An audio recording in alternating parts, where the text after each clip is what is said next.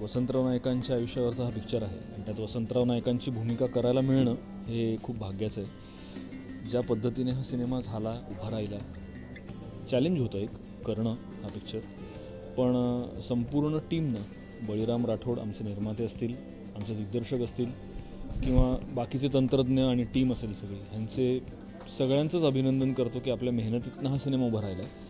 आणि मी विशेष कौतुक करेन माझ्या मेकअप टीमचं. प्रदीप पेमगिरीकर हे आमचे मेकअप आर्टिस्ट आणि सुमित राजपक्षे ह्या दोघांनी अत्यंत हुशारीनं, अत्यंत मेहनतीनं आणि अत्यंत स्किलफुली हा सगळा मेकअप केलेला असल्यामुळे वसंतराव नाईकांच्या कॉलेज जीवनापासून ते त्यांच्या मुख्यमंत्रीपदाच्या शेवटच्या कालखंडापर्यंतचा सगळा एक कॅनव्हास त्यांनी आपल्यासमोर उभा केला. तर माझ्यासाठी खरं तर ते हिरो आहेत ह्या सिनेमाचे. आमच्या दिग्दर्शकांनी बऱ्यापैकी मला पुस्तकं आणि गोष्टी वाचायला दिल्या, काही चित्रफिती अवेलेबल आहेत त्या पाहिल्या.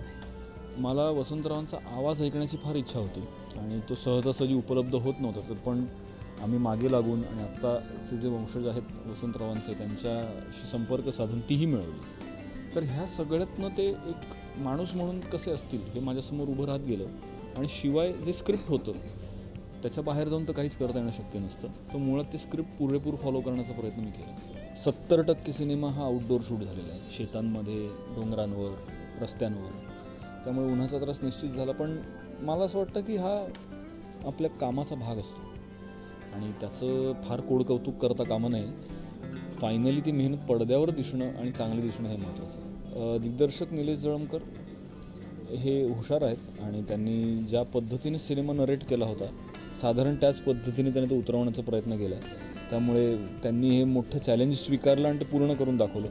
ही खूप चांगली गोष्ट आहे. प्रेक्षकांना आव्हान एकच आहे की 27 नोव्हेंबरला सिनेमा रिलीज होतो आहे. तुमच्या जवळच्या चित्रपटगृहात जाऊन तो सिनेमा नक्की पहा आणि आपल्या कुटुंबाला, आपल्या मित्रांना, मैत्रिणींनाही सांगा की हा सिनेमा बघा.